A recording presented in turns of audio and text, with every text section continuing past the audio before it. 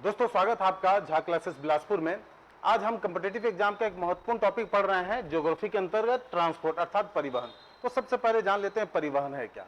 तो परिवहन का तात्पर्य होता है ठीक जब हम किसी एक वस्तु को या एक गुड्स को कभी भी हम एक स्थान से जब दूसरे स्थान तक ले जाते हैं तो इसी को हम परिवहन कहते हैं, अर्थात वस्तु या ठीक किसी भी ऑब्जेक्ट को हम एक स्थान से दूसरे स्थान तक ट्रांसफर करना।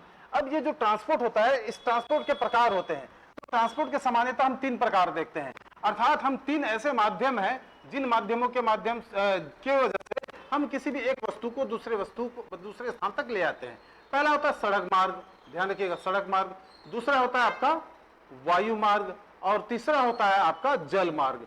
ठीक, भारत में ध्यान रखिएगा इन तीनों मार्गों की वजह से ठीक है परिवहन होता है। सबसे इंपॉर्टेंट है या सबसे प्राचीन होते हैं सड़क मार्ग। ठीक, तो ध्यान रखिएगा जो इंपॉर्टेंट है वो हमारा सड़क मार्ग है।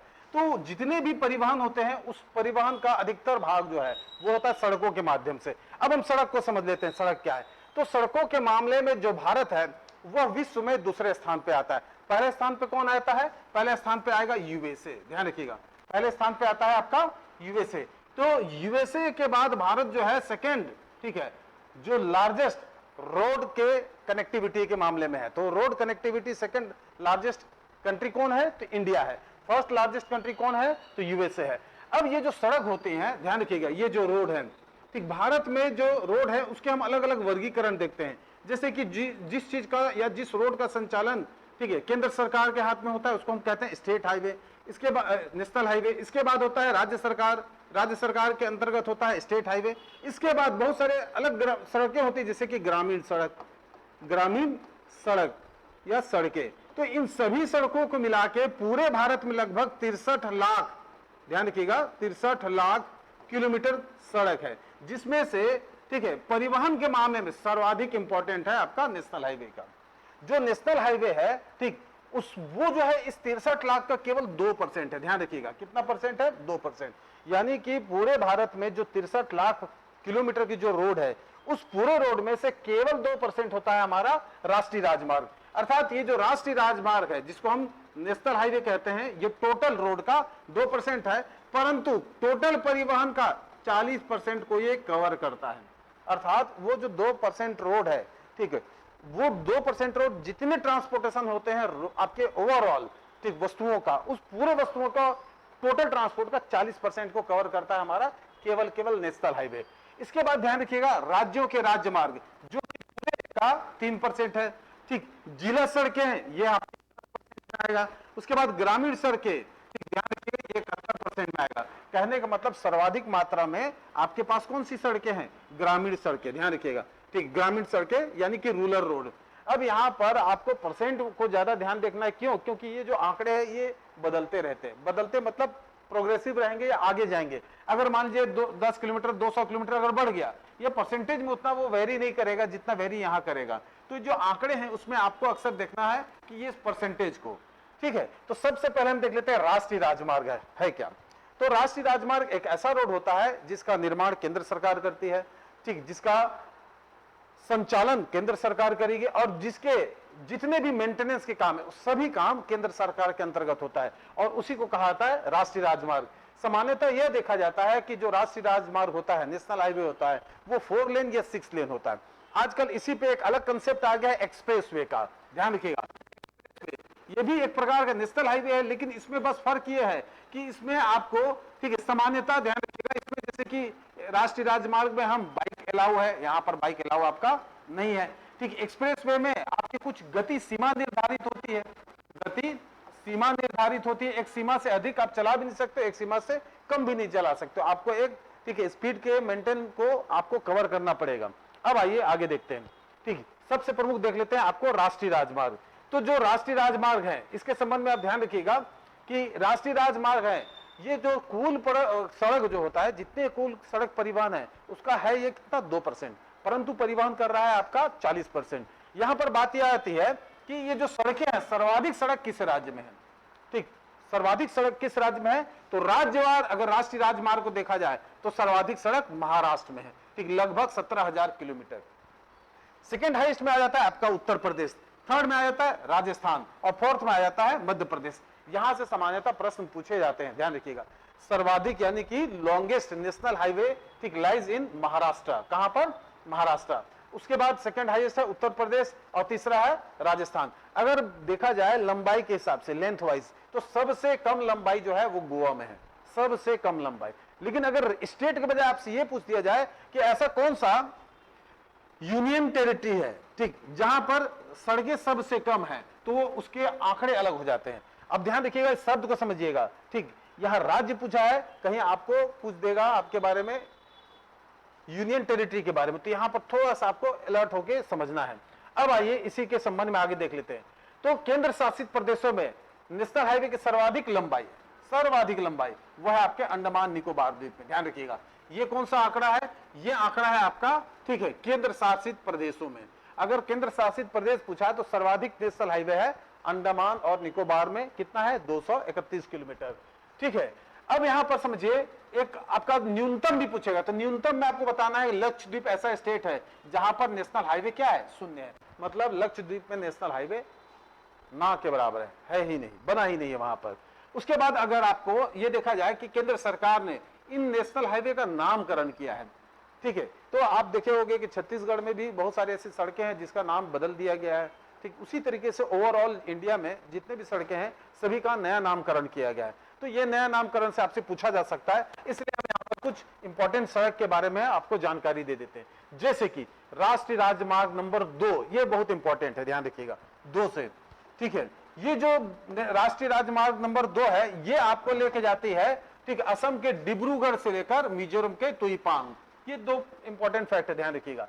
उसके बाद नेशनल हाईवे नंबर 3 ये आपको अटारी, जो कि आपका भारत पाकिस्तान सीमा है, अटारी रेलवे स्टेशन है जहां से आप पाकिस्तान की ओर जाते हो। तो ध्यान रखिएगा ये अटारी से लेकर आपको लद्दाख तक लेके जाएगी।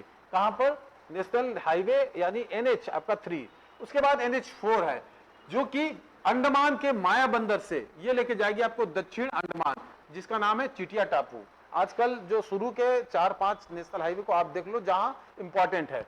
उसके बाद है राष्ट्रीय राजमार्ग नंबर 5, ये आपको पंजाब के फिरोजपुर से लेकर सिपकिला अर्थात हिमाचल प्रदेश, सिपकिला एक दर्रा भी है ध्यान रखिएगा, जो कहां पर स्थित है? हिमाचल प्रदेश में।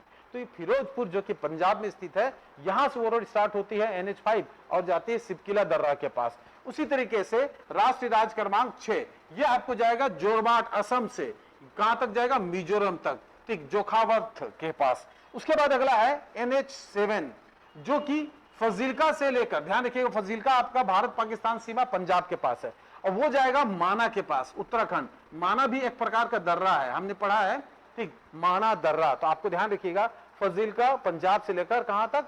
आपका उत्तराखंड तक। तो ये आपके शुरू के कुछ स्टेट नेशनल हाईवेज हैं। इसके अलावा आप देखते हैं परिवहन में, जैसे हम स्टेट हाईवे को आगे जाते हैं तो आपको मिलेगा एक्सप्रेस हाईवे। यह वह द्रुतगामी, ध्यान रखिएगा विदाउट एनी इंटरप्शन वाला ऐसे रोड है जहां पर आपको अगल बगल से आने जाने की सुविधा नहीं है। यहाँ पर बैरिकेटिंग होती है ताकि जानवर कोई भी ना आ सके, और कहीं से भी एंट्री, इसमें एक्स्ट्रा एंट्री आपको अलाउ नहीं है।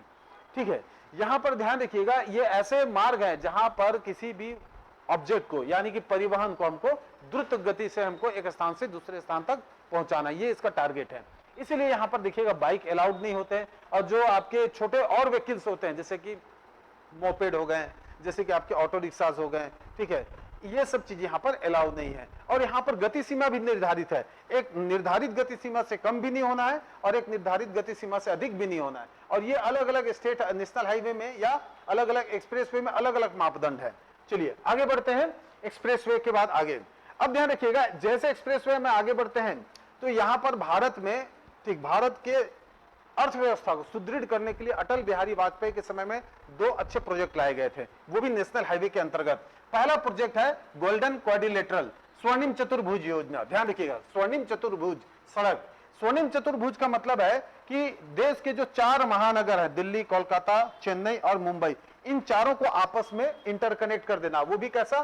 4 लेन। ठीक है, बाद में इसको ये प्रावधान किया गया कि 6 लेन तक जा सकता है। तो 4 से 6 लेन की एक सड़क होनी है दिल्ली, कोलकाता, चेन्नई से मुंबई के बीच में। इसको कहा गया आपका गोल्डन क्वाड्रिलेटरल अर्थात स्वर्णिम चतुर्भुज योजना। उसके बाद ठीक है, यहां पर देखेंगे तो आपका ठीक चारों स्टेट, तो चारों आपके जो बड़े बड़े मेट्रो सिटी ये तो कवर हो गए, लेकिन ईस्ट वेस्ट नॉर्थ साउथ ये कवर नहीं हो रहा है। इसीलिए इसके पैरेलल एक और योजना आया ठीक, उत्तर दक्षिण और पूर्व पश्चिम योजना, ध्यान रखिएगा, उत्तर दक्षिण और पूर्व पश्चिम, ठीक है, ये भी एक नेशनल हाईवे है जिसका नाम है उत्तर दक्षिण पूर्व पश्चिम कॉरिडोर योजना, ठीक है। तो इस प्रकार से अगर दोनों को देखा जाए तो वो कुछ इस तरीके से बन जाएगा आपका, इस तरीके से, अर्थात 4 महानगर को आपस में जोड़ेगा और देश का जो सबसे पूर्वी हिस्सा है और देश का जो सबसे पश्चिमी हिस्सा है, पूरब से लेकर पश्चिम तक और देश के उत्तर से लेकर दक्षिण तक, तो इस तरीके से द्रुतगामी सड़क के माध्यम से, ठीक है, सड़कों के माध्यम से जोड़ने का प्रयास किया जा रहा है, ठीक है।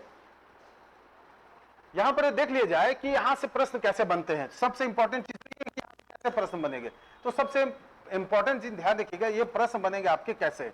यहां से सामान्यतः यह प्रश्न पूछा गया है या पूछा जा सकता है कि इनका जो प्रारंभ स्थान है वो कौन सा है। तो ध्यान रखिएगा, जो आपका उत्तर दक्षिण जो आपका कॉरिडोर है ये प्रारंभ होता है आपका श्रीनगर से। कहां से प्रारंभ होता है?